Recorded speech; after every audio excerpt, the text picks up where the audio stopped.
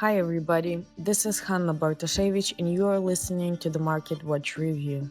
In today's release, we'll cover the following topics.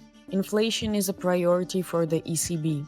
Brexit, the EU's response on readiness for dialogue 24/7, the inflation report in Canada, and the oil reserves in the United States.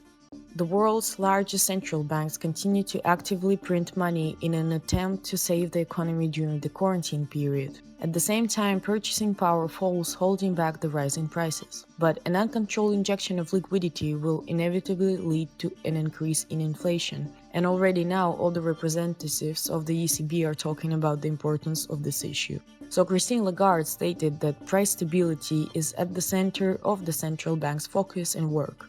Then the chief economist of the ECB said that the golden mean for the economy is low inflation, but above zero. Most likely, all these statements are aimed at weakening the euro. However, the demand for the euro-USD pair remains quite high, even above the technical resistance level of 1.1850. Although active purchases in the market are no longer advisable, since a significant part of the upward potential has already been exhausted.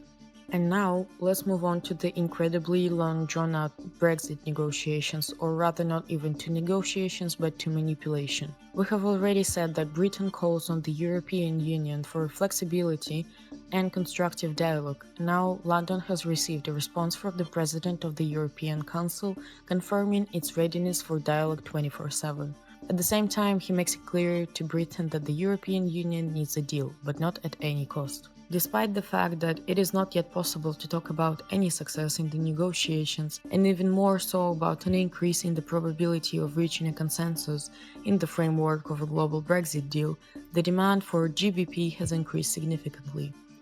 By the middle of the European trading session, the GBP-USD pair added more than 90 points and reached the previous high. Yes, purchases on the market are no longer appropriate, but it is extremely difficult to exclude further growth. Shifting to the US trading session, I will note the upcoming publication of the inflation report in Canada. Even a slight excess of the projected growth rate and the absence of a further decline in oil prices can support CAD.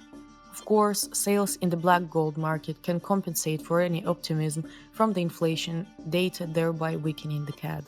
Completing today's review, I would like to remind you of the forthcoming publication of data on changes in oil reserves in the USA. Economists predict growth within 500,000 barrels.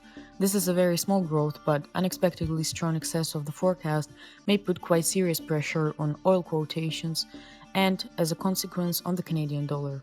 That's all for me. Closely monitor the news background and be prepared for all the surprises of the